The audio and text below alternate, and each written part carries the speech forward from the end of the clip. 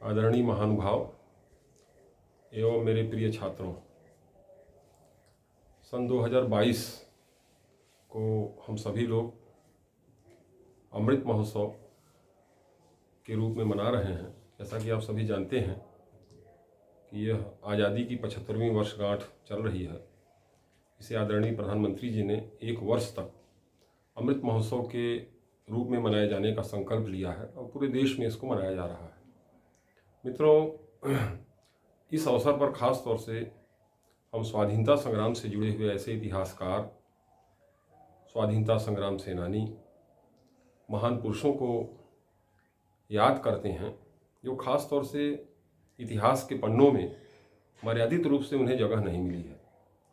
इसमें मैं 2 महापुरुष अथवा विद्वान का नाम लेना चाहूँगा, जिसमें पहले हैं विनायक दामोदर वीर सावरकर और दूसरे प्रसिद्ध इतिहासकार हैं डॉक्टर काशी प्रसाद जायसवाल।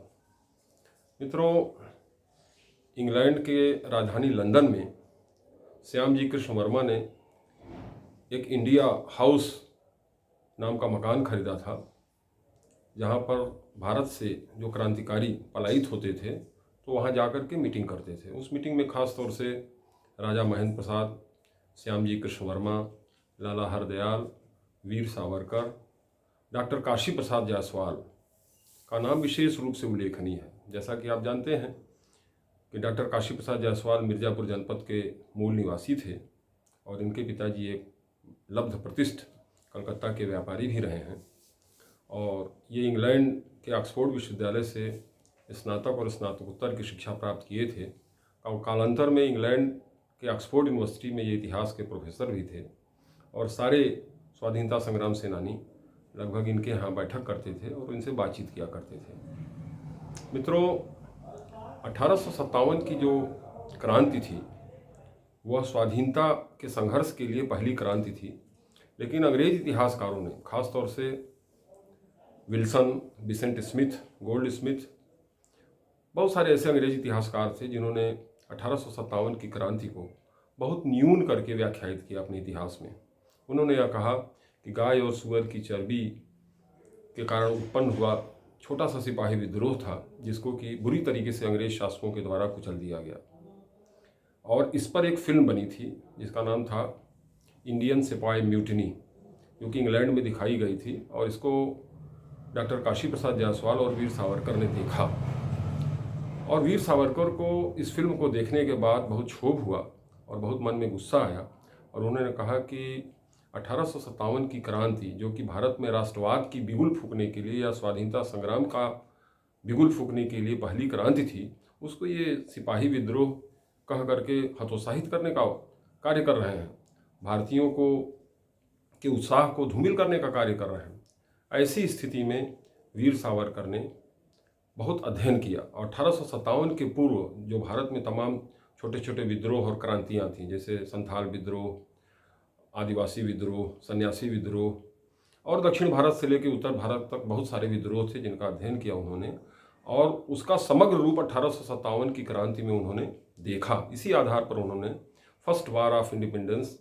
1857 लिखा। उन्होंने कहा कि 1857 की क्रांति प्रथम स्वाधीनता संग्राम थी।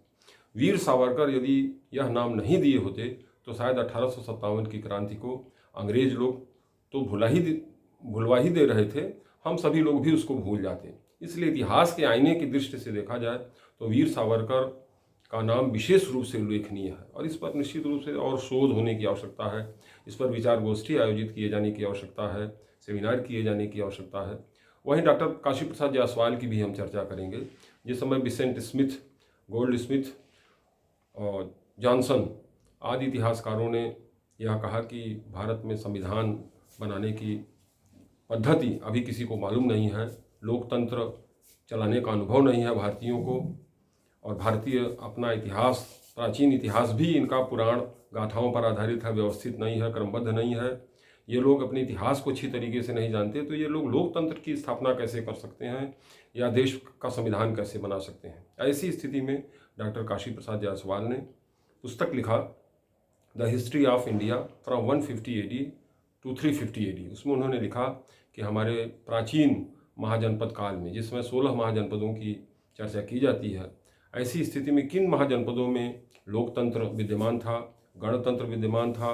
राजाओं का चयन लोकतांत्रिक पद्धति से किन्हीं किन्हीं महाजनपदों में होता था, जिसमें महिलाएं भी भाग लेती थीं, और समुन्नत लोकतांत्रिक प्रणाली हमारे देश में विद्यमान रही है। बाकायदे इसको उन्होंने एविडेंस के साथ, उदाहरण के साथ अपने पुस्तक में प्रस्तुत किया, जिसको कि अंग्रेज इतिहासकारों ने, तत्कालीन अंग्रेज इतिहासकारों ने महत्व नहीं दिया, जो कि बहुत ही क्षोभ का विषय है। हम मित्रों ये चाहते हैं कि आज़ादी के इस अमृत महोत्सव के अवसर पर वीर सावरकर और डॉक्टर काशी प्रसाद जायसवाल पर विचार गोष्ठियाँ आयोजित की जाएं, सेमिनार आयोजित किए जाएं, और इसके संदर्भ में खासतौर से मिर्ज़ापुर जनपद से जुड़े हुए जो हमारे छात्र बंधु हैं, जो अभिभावक हैं या गणमान्य नागरिक हैं, वे लोग गोष्ठियों और कार्यशालाओं के माध्यम से इन व्यक्तित्व और कृतित्व को इनके जानने का प्रयास करें। और निश्चित रूप से काशी प्रसाद जायसवाल मिर्ज़ापुर के ही धरती के गौरव नहीं रहे, ये पूरे विश्व की विभूति हैं और विश्व इतिहास की विभूति हैं, ऐसा इनके पुस्तकों को अध्ययन करने से प्रकट होता है, दिखाई देता है। इस पर सबसे पहले मैं मिर्ज़ापुर नगर पालिका परिषद के अध्यक्ष आदरणीय मनोज जायसवाल जी से आग्रह करूंगा कि इस विषय पर विचार गोष्ठियाँ आयोजित कराएं और अपने तरीके से इन महापुरुषों को बताए जाने के संदर्भ में, जो खास तौर से बड़े विद्वान इतिहासकार हैं या चिंतक हैं, जैसे हृदय नारायण दीक्षित हैं, जवाहरलाल नेहरू विश्वविद्यालय के अध्यापक हैं, या इलाहाबाद विश्वविद्यालय, काशी हिंदू विश्वविद्यालय के प्राध्यापक बंधु हैं, उन्हें बुला करके इन विषयों पर चर्चा कराएं और मिर्ज़ापुर जनपद के नागरिकों को इसका ज्ञान हो कि हमारे धरती से जुड़े हुए जो काशी प्रसाद जायसवाल हैं, विशेष रूप से इतिहास में उनका महत्व रहा है और उन्होंने इतिहास लेखन के क्षेत्र में बहुत महनीय भूमिका अदा किया है। मित्रों, प्रधानमंत्री जी का यह निर्देश है और यह संकल्प भी है कि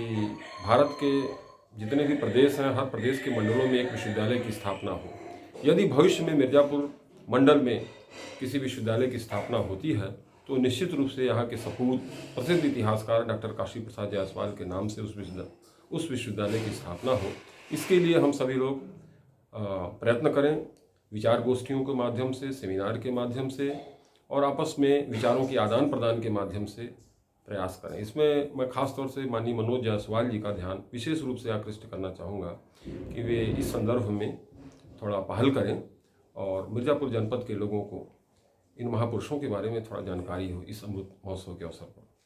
ज़्यादा कुछ न कहते हुए मैं अपनी वाणी को यहीं विराम देता हूँ। मित्रों, बहुत बहुत धन्यवाद।